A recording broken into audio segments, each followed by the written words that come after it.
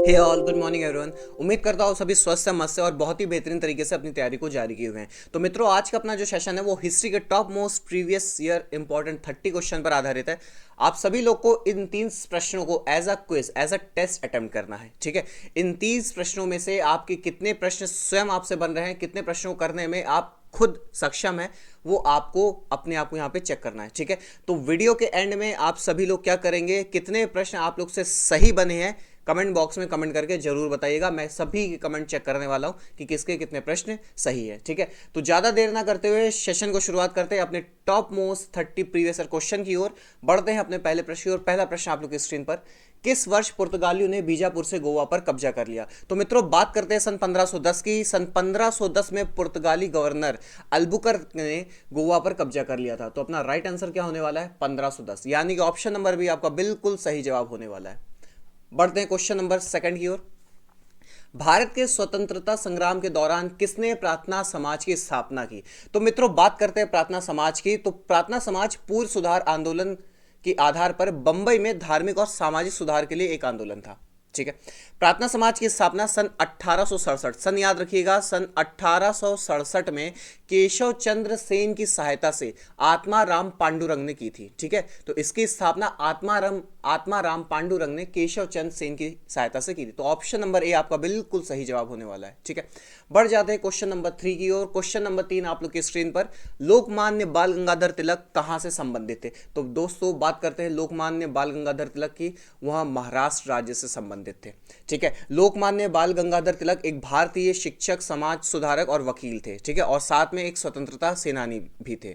British औपनिवेशिक अधिकारियों के द्वारा उन्हें भारतीय अशांति का जनक भी कहा गया था और उन्हें लोकमान्य नाम पब्लिक द्वारा दिया गया था, जिसका अर्थ था लोगों द्वारा स्वीकार। ठीक है, लोकमान्य का अर्थ था लोगों द्वारा स्वीकार, और वह महाराष्ट्र राज्य से संबंधित है। तो आपका ऑप्शन नंबर सी बिल्कुल राइट आंसर होने वाला है। ठीक है, बढ़ जाते हैं क्वेश्चन नंबर 4 की ओर। Next one, question number 4, Aligarh के मोहम्मदन एंग्लो ओरिएंटल कॉलेज की स्थापना किसके द्वारा की गई? तो मित्रों, अलीगढ़ के मोहम्मद एंग्लो ओरिएंटल कॉलेज की स्थापना सन 1875 में, कब? सन 1875 में सर सैयद अहमद खान ने की थी। ठीक है, तो ऑप्शन नंबर डी आपका बिल्कुल राइट आंसर होने वाला है। बढ़ते हैं नेक्स्ट क्वेश्चन की ओर। देव समाज की स्थापना किसके द्वारा की गई थी? तो देव समाज एक धार्मिक और सामाजिक सुधार सोसाइटी की स्थापना सन 16 फरवरी, डेट याद रखिएगा, सन 16 फरवरी 1887, सन 16 फरवरी 1887 को लाहौर में पंडित शिव नारायण अग्निहोत्री ने की थी। किसने? पंडित शिव नारायण अग्निहोत्री। तो ऑप्शन नंबर ए आपका बिल्कुल सही जवाब होने वाला है। ठीक है, तो इन 5 प्रश्नों में फटाफट कमेंट करके बता दीजिएगा कि 5 में 5 कौन चल रहा है। और अगर सेशन आपको अच्छा लग रहा है तो शेयर करना मत भूलिए, अपने मित्रों के साथ भी इसको जरूर शेयर करिएगा। ठीक है, बढ़ते हैं क्वेश्चन नंबर 6 की ओर। क्वेश्चन नंबर 6 आप लोग की स्क्रीन पर, कलकत्ता के सर्वोच्च न्यायालय के प्रथम मुख्य न्यायाधीश कौन थे? ठीक है, तो मित्रों, कलकत्ता के सर्वोच्च न्यायालय के प्रथम मुख्य न्यायाधीश सर एलिजा इम्पे थे। ठीक है, सर एलिजा इम्पे, जो बंगाल के फोर्ट विलियम में न्यायिक सुप्रीम कोर्ट के पहले मुख्य न्यायाधीश थे। ठीक है, तो ऑप्शन नंबर बी आपका बिल्कुल सही जवाब हो जाएगा।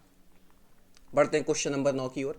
सांप्रदायिक प्रतिनिधित्व किसके द्वारा पहली बार मुसलमानों के हित के लिए दिया गया था? मोस्ट इंपॉर्टेंट क्वेश्चन आप लोग के लिए। ठीक है, बहुत बार ये क्वेश्चन पूछा गया। तो मित्रों, बात करते हैं सन 1909 भारतीय परिषद अधिनियम, यानी कि इंडियन काउंसिल एक्ट 1909, जिसको हम लोग मार्लेमेंटो सुधार भी बोलते हैं। ठीक है, मार्लेमेंटो सुधार। ठीक है, तो मार्लेमेंटो सुधार में मुसलमानों के लिए पृथक और भेदभावपूर्ण निर्वाचक मंडल की शुरुआत की गई थी। ठीक है, तो आपका ऑप्शन नंबर ए बिल्कुल सही जवाब होने वाला है। बढ़ते हैं क्वेश्चन नंबर 8 की ओर। निम्नलिखित में से कौन लॉर्ड वेलेस्ली से संबंधित है, जो 1798 से 1805 तक भारत के गवर्नर जनरल थे? ठीक है, तो मित्रों गौर करिए, बात करते हैं लॉर्ड वेलेस्ली की, और जैसे ही आप लॉर्ड वेलेस्ली की बात करते हैं आपके दिमाग में एक ही चीज क्लिक करती है, वो है लॉर्ड वेलेस्ली की सहायक संधि। ठीक है, लॉर्ड वेलेस्ली जो है वो 1798 से 1805 तक फोर्ट विलियम्स के गवर्नर जनरल बने थे। लॉर्ड वेलेस्ली द्वारा एक बहुत ही प्रसिद्ध योजना सहायक संधि शुरू की गई थी। ठीक है, इस संधि में क्या होता था, सहायक गठबंधन तंत्र के रूप में कंपनी और भारतीय मूल के शासकों के बीच एक संधि की जाती थी। ठीक है, जिसमें भुगतान या अनुदान के बदले कंपनी उस शासक के क्षेत्र में अपने दुश्मनों से लड़ने के लिए गैरिसन सैनिकों को जगह देती थी। ठीक है, तो ऑप्शन नंबर बी मित्रों आपका बिल्कुल सही जवाब होने वाला है, जो सहायक संधि से रिलेटेड था। बढ़ जाते हैं क्वेश्चन नंबर 9 की ओर। नेक्स्ट वन, निम्नलिखित गवर्नरों में से किसने भारत की अनुबंधित सिविल सेवा, ठीक है, बनाई, जिसे बाद में भारतीय सिविल सेवा के रूप में जाना जाने लगा। ठीक है, तो मित्रों बात करते हैं लॉर्ड कॉर्नवालिस की। लॉर्ड कॉर्नवालिस को नागरिक सेवा को सुधार और आधुनिकीकरण करने के लिए पहचाना जाता है। ठीक है, इस वजह से उन्हें भारतीय नागरिक सेवा का जनक भी कहा जाता है। ठीक है, तो राइट आंसर अपना लॉर्ड कॉर्नवालिस होगा, ऑप्शन नंबर सी आपका बिल्कुल सही जवाब होने वाला है। ठीक है, बढ़ते हैं अगले प्रश्न की ओर। निम्नलिखित में से कौन सी लड़ाई ब्रिटिश ईस्ट इंडिया कंपनी के विरुद्ध शुजा उद्दौला, मीर कासिम और शाह आलम द्वितीय के सहयोगी दलों द्वारा लड़ी गई थी?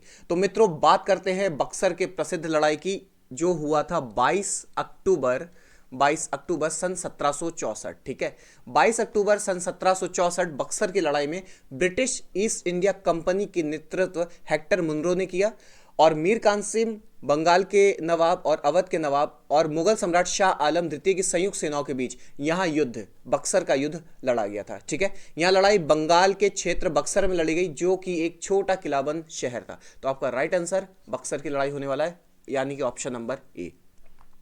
बढ़ जाते हैं अगले प्रश्न की ओर।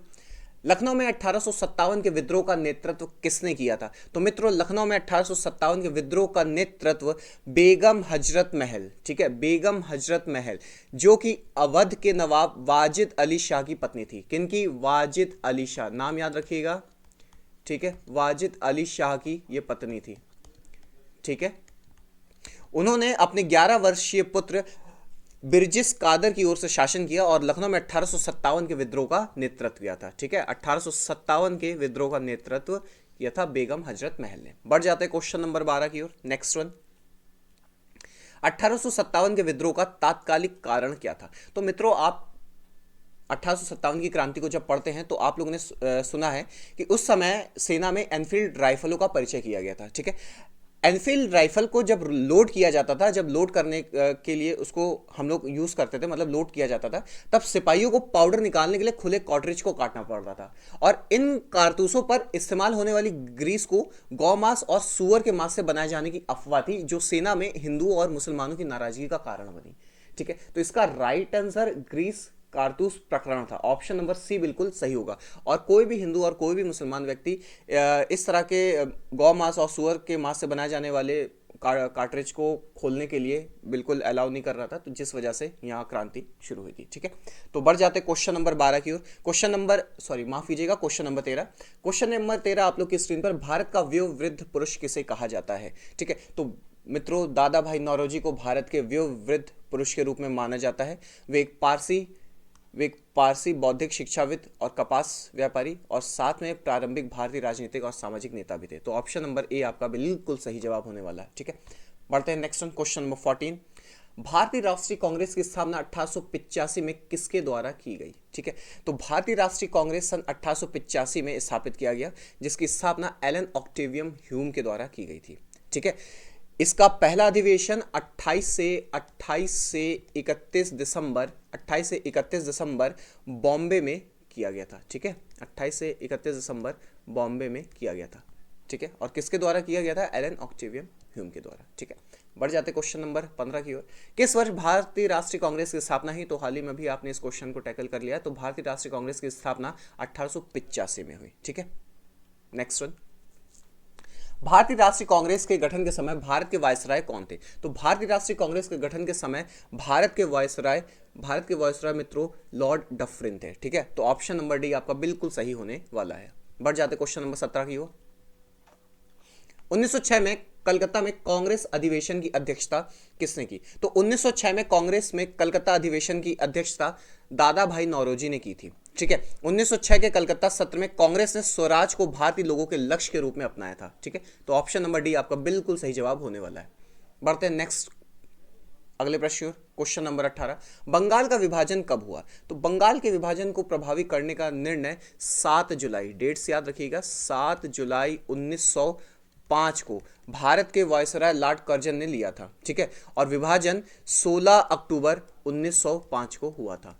ठीक है, विभाजन जो हुआ था वो 16 अक्टूबर 1905 और जो निर्णय है वो 7 जुलाई 1905 में किया गया था। ठीक है, तो राइट आंसर आपका ऑप्शन नंबर बी होगा। किसके द्वारा किया गया था? Lord Curzon. बहुत ही रिपीटेड क्वेश्चन है, याद रखिएगा। Next one, question number 19, east India association की स्थापना किसने की थी? ध्यान दीजिएगा, ईस्ट इंडिया एसोसिएशन बोला जा रहा है। ठीक है, तो ईस्ट इंडिया एसोसिएशन 1866 में, कब? 1866 में दादा भाई नौरोजी ने, किसने? दादा भाई नौरोजी ने लंदन में भारतीयों और सेवानिवृत्त ब्रिटिश अधिकारियों के सहयोग से स्थापित किया था। ठीक है, याद रखिएगा, इसमें इंडियंस थे, भारतीय थे, ठीक है, और सेवानिवृत्त यानी कि जो आपके रिटायर्ड हैं, ठीक है, रिटायर्ड ब्रिटिश अधिकारी, ठीक है, रिटायर्ड ब्रिटिश अधिकारियों के सहयोग से किया था। ठीक है, इसने लंदन इंडियन सोसाइटी की जगह ले ली थी और भारत से संबंधित मामलों और विचारों पर चर्चा करने के लिए सरकार को भारतीयों के लिए प्रतिनिधित्व देने के लिए यहां एक मंच था। ठीक है, तो ऑप्शन नंबर बी आपका बिल्कुल सही जवाब होने वाला है। बढ़ते क्वेश्चन नंबर 20 की ओर। क्वेश्चन नंबर 20, भारतीय स्वतंत्रता संग्राम के संदर्भ में निम्नलिखित में से किसे भारत में उदारवादी नेता के रूप में जाना जाता था? ठीक है, तो कांग्रेस पार्टी में गोपाल कृष्ण गोखले को उदारवादी नेता के रूप में जाना जाता था। ऑप्शन नंबर ए आपका बिल्कुल सही जवाब होने वाला है, क्योंकि वह गांधी जी के राजनीतिक गुरु हैं और भारत में ब्रिटिश साम्राज्य के खिलाफ भारतीय स्वतंत्रता आंदोलन के दौरान सामाजिक और राजनीतिक नेताओं में से भी एक है। ठीक है, उन्होंने महात्मा गांधी को अंग्रेजों के खिलाफ लड़ने के लिए भारत जाने के लिए निर्देशित किया था और वह स्वयं सर्वेंट्स ऑफ सोसाइटी इंडिया, ठीक है, सर्वेंट्स ऑफ सोसाइटी इंडिया के संस्थापक भी थे, सर्वेंट्स ऑफ सोसाइटी इंडिया के। ठीक है, चलिए बढ़ जाते हैं अगले प्रश्न की ओर। नेक्स्ट वन, तो मित्रों सबसे पहले हम लोग क्वेश्चन नंबर 20 तक पहुंच चुके हैं। क्वेश्चन नंबर 20 तक आपके कितने सवाल अभी तक सही हैं कमेंट करके जरूर बताइएगा। और अगर सेशन आप लोग को क्लियर हो रहा है, सवाल अच्छे लग रहे हैं, समझ में आ रहा है, तो प्लीज़ इसको शेयर करना ना भूलें। अपने दोस्तों के साथ भी शेयर जरूर करें, क्योंकि बहुत ही इंपॉर्टेंट क्क्वेश्चन है और इसकी और भी सीरीज अभी आगे आने वाले सेशन में आने वाली है। बढ़ते हैं नेक्स्ट क्वेश्चन की ओर। अगला प्रश्न आप लोग की स्क्रीन पर, क्वेश्चन नंबर 21, वर्ष 1895 में शिवाजी महोत्सव का शुभारंभ किसके द्वारा किया गया? तो मित्रों बात करते हैं सन 1895 की। सन 1895 में गणेश महोत्सव के पुनरुद्धार के बाद तिलक ने दूसरे वार्षिक त्योहार का उद्घाटन किया। इस बार यहां छत्रपति शिवाजी के सम्मान में था। ठीक है, तो इसका राइट आंसर क्या होने वाला है? राइट आंसर बाल गंगाधर तिलक होने वाला है, ऑप्शन नंबर सी। ठीक है, बढ़ जाते अगले प्रश्न की ओर। निम्नलिखित में से किसे प्रेस के मुक्तिदाता के रूप में जाना जाता है? तो सन 1835, मित्रों याद रखिएगा टाइमलाइन, क्योंकि टाइमलाइन के हिसाब से हिस्ट्री अपना वर्क करती है। सन 1835 में लॉर्ड विलियम बेंटिंग ने सर चार्ल्स मेटकॉफ की नियुक्ति की।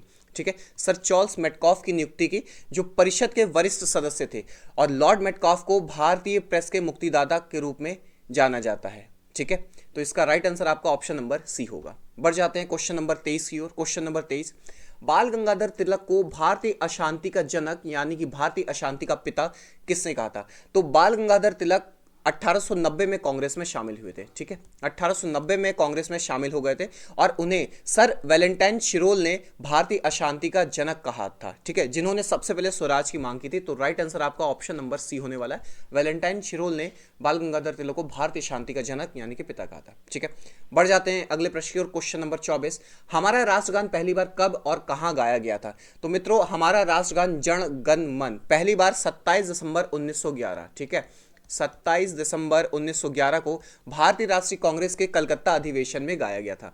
ठीक है, तो 27 यहाँ पे दिसंबर नहीं है, इसको दिसंबर कर लीजिए। 27 दिसंबर 1911 को कलकत्ता में गाया गया था। ऑप्शन नंबर डी आपका बिल्कुल सही जवाब होगा। ठीक है, जनगण मन आधिकारिक रूप से, और जनगण मन जो है हमारा राष्ट्रगान यहाँ आधिकारिक रूप से संविधान सभा द्वारा 24 जनवरी, ठीक है, ये क्वेश्चन भी इंपॉर्टेंट है, 24 जनवरी 1950 को भारतीय राष्ट्रीय गान के रूप में अपनाया गया था। ये डेट भी याद रखिएगा। ठीक है, कि जनगण मन को 24 जनवरी 1950 को भारतीय राष्ट्रीय गान के रूप में अपनाया गया था। ठीक है, चलिए बढ़ जाते हैं क्वेश्चन नंबर 25 की ओर। नेक्स्ट वन, गांधी जी को महात्मा की उपाधि किसने दी थी? ठीक है, तो गांधी जी को गुरुदेव रविन्द्रनाथ टैगोर द्वारा महात्मा की उपाधि दी गई थी। ठीक है, तो ऑप्शन नंबर डी आपका बिल्कुल सही जवाब होने वाला है। बढ़ते क्वेश्चन नंबर 26 की ओर। सूरत कांग्रेस अधिवेशन में खुले तौर पर गरम दल एवं नरम दल के बीच किस वर्ष विभाजन हुआ? ठीक है, तो 1885 में स्थापित भारतीय राष्ट्रीय कांग्रेस को वर्ष 1907 में कांग्रेस के सूरत अधिवेशन में गरम दल और नरम दल के रूप में दो दलों में विभाजित किया गया। तो राइट आंसर आपका यहाँ पे 1907 होने वाला है। ठीक है, कांग्रेस के 1907 में सूरत अधिवेशन में यहाँ विभाजन हुआ था। बढ़ते क्वेश्चन नंबर 27 की ओर। निम्नलिखित में से कौन गरम दल एवं नरम दल के बीच सामंजस्य का मुख्य वास्तुकार था? ठीक है, तो राइट आंसर आपका एनी बेसेंट है। एनी बेसेंट एक आयरिश विमेन, ठीक है, एक समाजित और थियोसोफिस्ट महिला, वहां नरम दल और गरम दल के बीच या उदारवादियों के बीच सामंजस्य की मुख्य निर्माता थी। ठीक है, तो ऑप्शन नंबर ए आपका बिल्कुल सही जवाब होने वाला है। बढ़ते हैं क्वेश्चन नंबर 28 की ओर। क्वेश्चन नंबर 28 आप लोग की स्क्रीन पर। जलियांवाला बाग की बैठक में किसने सैनिकों को खुले आम गोली चलाने का आदेश दिया था? तो बहुत ही भीषण नरसंहार, ठीक है, अमृतसर नरसंहार के रूप में जाना जाने वाला जलियांवाला बाग नरसंहार 13 अप्रैल 1919, ठीक है, डेट याद रखिएगा, 13 अप्रैल 1919 को हुआ, जब अहिंसात्मक प्रदर्शनकारियों की एक समूह को जलियांवाला बाग पंजाब में अमृतसर में ये इकट्ठे हुए थे। इन पर कर्नल डायर के आदेश के तहत ब्रिटिश भारतीय सिपाहियों द्वारा अंधाधुंध गोलियां चलाई गई थी। ठीक है, तो राइट आंसर आपका डायर होने वाला है। ठीक है, तो बहुत ही भीषण नरसंहार ये हुआ था। ठीक है, अमृतसर में जाकर आप देख भी सकते हैं जलियांवाला बाग, आप आज भी दीवारों में वहाँ पर गोलियां लगी हुई है। ठीक है, फिलहाल बढ़ते हैं हम लोग क्वेश्चन नंबर 29 की ओर। क्वेश्चन नंबर 29 आप लोग की स्क्रीन पर। निम्नलिखित में से कौन सी एक पत्रिका अब्दुल कलाम आजाद द्वारा प्रकाशित की गई? ठीक है, तो अब्दुल कलाम आजाद द्वारा अल हिलाल नामक एक साप्ताहिक वीकली उर्दू अखबार प्रकाशित किया गया था। ठीक है, इस अखबार को ब्रिटिश राज की आलोचना के लिए एक माध्यम के रूप में इस्तेमाल किया गया और यह अखबार पहली बार 13 जुलाई 1912, ठीक है, 13 जुलाई 1912 को प्रकाशित किया गया था। याद रखिएगा, ब्रिटिश शासनकाल में अधिकतर जो न्यूज़पेपर्स पब्लिश हुए थे उन सभी में मोस्टली ब्रिटिश शासनकाल को ही क्रिटिसाइज किया गया था। ठीक है, तो ये एक बिल्कुल जाहिर सी बात है। तो फिलहाल अपने इस क्वेश्चन का जो सही जवाब है क्वेश्चन आंसर नंबर सी है। आते हैं अपने सेशन के अंतिम प्रश्न की और अंतिम प्रश्न आप लोग की स्क्रीन पर। महात्मा गांधी का निम्नलिखित में से कौन सा संघर्ष औद्योगिक श्रमिकों से संबंधित था? ठीक है, तो राइट आंसर आपका अहमदाबाद मिल वर्कर सत्याग्रह 1918, अहमदाबाद मिल वर्कर सत्याग्रह 1918। ठीक है, दक्षिण अफ्रीका से लौटने के बाद 20वीं शताब्दी की शुरुआत में गांधी जी के नेतृत्व में मिल श्रमिकों से संबंधित प्रारंभिक आंदोलन में से यहां एक था। ठीक है, कब हुआ था? 1918 में। ठीक है, खेड़ा संघर्ष भी 1918 से संबंधित है और चंपारण सत्याग्रह 1917 गांधी जी का प्रथम आंदोलन। ठीक है, इसे गांधी जी का प्रथम आंदोलन बोला जाता है, चंपारण सत्याग्रह। तो मित्रों, आज के सेशन में इतना ही। टॉप 30 मोस्ट क्वेश्चन के साथ आप लोग ने मेरे साथ इन प्रश्नों को और इस सेशन को अटेम्प्ट किया। आप लोग के इन 30 प्रश्नों में कितने प्रश्न सही हैं कमेंट करके दोस्तों जरूर बताइएगा, मुझे इस बात का इंतजार रहेगा। और सेशन को देखने के लिए शुक्रिया। अपने मित्रों के साथ शेयर करना ना भूलें और जिन्होंने भी चैनल को सब्सक्राइब नहीं किया सब्सक्राइब जरूर कर ले। धन्यवाद। जय हिंद, वंदे मातरम। स्वस्थ रहिए, मस्त रहिए और अपने परिवार का ध्यान रखिए।